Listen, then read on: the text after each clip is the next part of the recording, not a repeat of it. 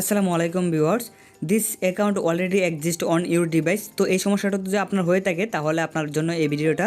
তো এটা কিন্তু আমি একদমই সাকসেসফুলভাবে আপনাদেরকে সলভ করে দিব যদি আপনারা ভিডিওটা সম্পূর্ণ দেখেন। তো এর জন্য আপনারা প্রথমে চলে যাবেন আপনাদের যে ইমেল অপশনটা আছে, তো ইমেল একটা অ্যাপ আছে, তো ইমেলটাতে আপনারা চলে যাবেন। ইমেলটাতে চলে আসার পরে আপনাদেরকে আপনার যে জিমেলটাতে এই সমস্যাটা হচ্ছে, যে জিমেলটা লগ ইন করতে পারছেন না, সেই জিমেলটা এখান থেকে আপনি যদি একাধিক জিমেল থাকে তাহলে সেই জিমেলটা সিলেক্ট করে দিবেন। তারপর উপরে 3 লাইন দেখতে পারবেন, তারপর নিচের দিকে একটু আসলে সেটিংস দেখতে পারবেন, সেটিংসে ক্লিক করবেন, তারপরে দেখতে পারবেন 3 ডট আছে সাইড দিয়ে। তো 3 ডটে ক্লিক করে ম্যানেজ অ্যাকাউন্টে একটা ক্লিক করবেন। তারপর নিচের দিকে দেখেন যে গুগল নামে একটা অপশন আছে, তো এখানে একটা ক্লিক করতে হবে। তারপর আপনার সকল জিমেল এখানে শো করবে। আপনি যে জিমেলটায় সমস্যা হচ্ছে সেই জিমেলটা এখান থেকে সেই জিমেলের উপরে একটা ক্লিক করে দিবেন।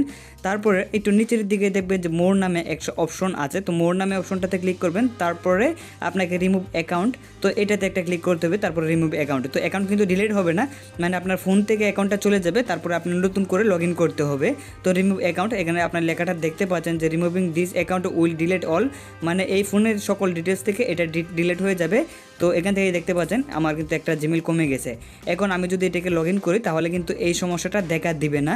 তো আমি এখন চলে আসলাম, আমি আপনাদেরকে দেখাই। এখন কিন্তু ফোনে এই জিমেলটা নেই। আর যদি 2 স্টেপ ভেরিফিকেশন আপনার অন করা থাকে তাহলে কিন্তু আপনার এই যে জিমেলটা আছে সেই জিমেলটাতে কিন্তু আপনার কোড যাবে। তো এই জিমেলটাতে যেহেতু লগ ইন নেই, এজন্য আপনাকে ইমেইলে গিয়ে আপনার আবার এই জিমেলটাকে লগ ইন করবেন। তাহলে আপনার যে মোবাইল নাম্বার আছে, যে নাম্বার দিয়ে খুলেছিলেন, সেই নাম্বারটা দিলে কিন্তু আপনার জিমেলটা অ্যাকসেপ্ট করবে। তো দেখতে পাচ্ছেন আমার এখন কিন্তু আর এরকম সমস্যা দেখা দেয় নাই, সরাসরি চাচ্ছে আমার পাসওয়ার্ডটা।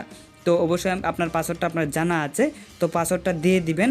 তারপরে হচ্ছে আপনার পাসওয়ার্ডটা দেওয়া হয়ে গেলে আপনার কিন্তু জিমেলে কোড যাবে। তো এখান থেকে আমি অন্যটাতে লগ ইন দিচ্ছি যেহেতু, এর জন্য কিন্তু জিমেলে কোড যাবে।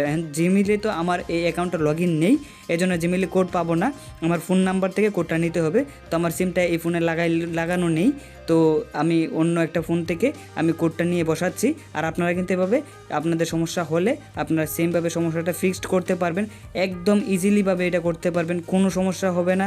আমি 100% গ্যারেন্টি আপনার এই সমস্যা ফিক্সড হয়ে যাবে। তো আশা করি বিষয়টা বুঝতে পারছেন। সবাই ভালো থাকবেন, সুস্থ থাকবেন। ভিডিওটা ভালো লাগলে একটা লাইক করে দিবেন। আসসালামু আলাইকুম।